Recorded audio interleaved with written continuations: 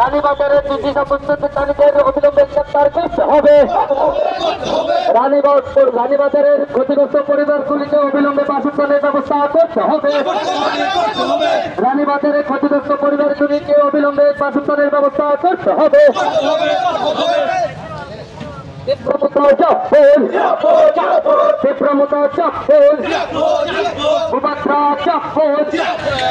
প্রতিবাদ জানাই এবং বলতে চাই যে রাজ্য সরকার প্রতি সত্তর ওই ক্যাম্পে যে আমাদের বিশেষ করে মাইনরিটি সম্প্রদায়ের লোক 32 পরিবারের 91 জন তাদের পুনর্বাসন করা এবং সঙ্গে যারা এইসব দুষ্কৃতি এইসব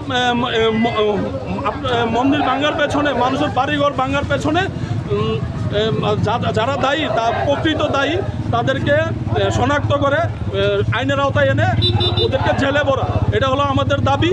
আর আমাদের দাবি আমরা স্বরাষ্ট্র দপ্তর এবং আমাদের স্বচ্ছ মুখ্যমন্ত্রীর কাছে করতে চাই যে ত্রিপুরা রাজ্যের ইতিহাস আমরা সবাই জানি, আমাদের জন্ম এখানে।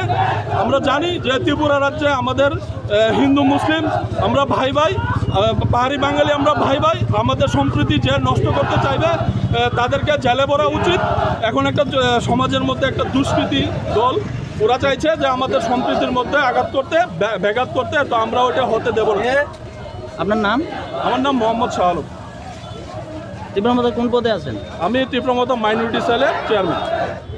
আজকে আমরা চৈলাম কেন্দ্রে এই বিশ্রামগঞ্জ বাজারে আমরা একটা বিক্ষোভ মিছিল, আপনারা জানেন কিছুদিন আগে যে একটা বড় একটা ইনসিডেন্ট হয়েছিল যে আমাদের রানীবাজারে। তো এখানে ওদের পরিপ্রেক্ষিতে আজকে আমাদের যে বিক্ষোভ মিছিল, ওখানে আমরা দেখলাম যে 15টা গাড়ি এবং প্রায় 14টা গড় ওখানে আমাদের কিছু দুষ্কৃতকারীরা আমাদের মাইনরিটি ভাই বোনদের বাড়ি এবং গাড়িতে চালে দেওয়া হয়েছে।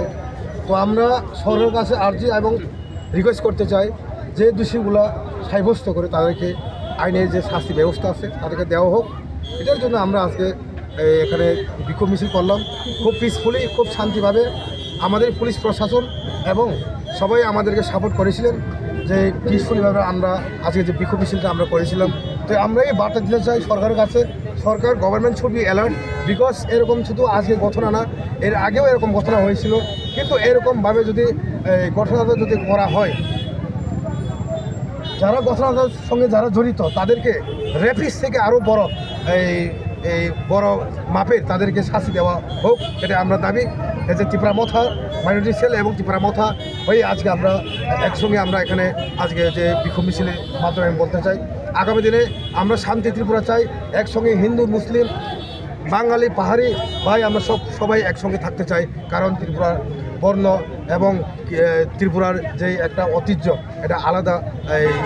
একটা আগে থেকে মহারাজ মানিক্য থেকে আমাল থেকে এখানে আলাদা একটা যে একটা সেন্টারের মতন যে একটা ইয়ে থাকে, এখানে মানুষের যে মিলনের যে একটা একতা, যে একটা একতা, সেই একতাতে আমরা সেই মহারাজ ত্রিপুরা রাজ্যে সেই স্বাধীন ত্রিপুরা ছিল তখন থেকে যেই হিন্দু মুসলিম পাহাড়ের যে একসঙ্গে থাকতো, সেই 12 বছর যে সংবিধানে মেনে আমরাও আজকে এটাই আমরা গভর্নমেন্টের কাছে বলতে চাই যে আমরা একসঙ্গে সবাই থাকতে চাই। কিন্তু যারা যে কোনো মানুষ, যে কোনো সন্ত্রাসী হোক, যে কোনো হিন্দু ঘরে করুক, যে কোনো ট্রাইবেল ঘরে করুক, যে কোনো মুসলিমের ঘরে সন্ত্রাসী করুক, সন্ত্রাসীকে আমরা সন্ত্রাসী হিসাবে আমরা বেছে দেওয়া দরকার।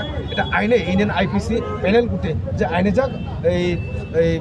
যা কিছু সাব্যস্ত করা যায়, তাকে যে লোকটা যে ওখানে যে ইনসিডেন্ট করাইছিল সেই লোকটাকে যদি দোষী যদি পাওয়া যান, কিন্তু আমাদের আইনের ব্যবস্থা তাকে অতি বড় সাজা দেওয়া হোক, এটা আমরা এই গভর্নমেন্টের কাছে আমরা আস্থা রাখছি। আপনার নাম?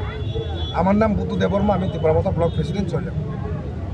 জানেন গত 22 তারিখে রানীবাজার, দুর্গানগর এবং কৈতুরবাগ এলাকায় কিছু দুষ্কৃতিকারী মুসলিমদের বাড়িতে অন্তত 19টা বাড়িতে ওরা হামলা চালিয়েছে। ওনাদের পুরা পরিবার ধ্বংস হয়ে গেছে। এমনকি পুরা নির্লজ্জের মতো 5 মাসের একটা শিশুকে পর্যন্ত ছাড়েনি, গৌমাতাকে ছাড়েনি। এখন পর্যন্ত পুলিশ কোনো আসামি অ্যারেস্ট করেছে আমার জানা নেই। কিন্তু আজকে আমরা শুধু তীব্রামথা নয়, এই রাজ্যের প্রত্যেকটা জনগণের কাছে আমরা আবেদন করব যাতে এইসব সন্ত্রাসীদের চিহ্নিত করে পুলিশকে হ্যান্ডওভার করা হয়।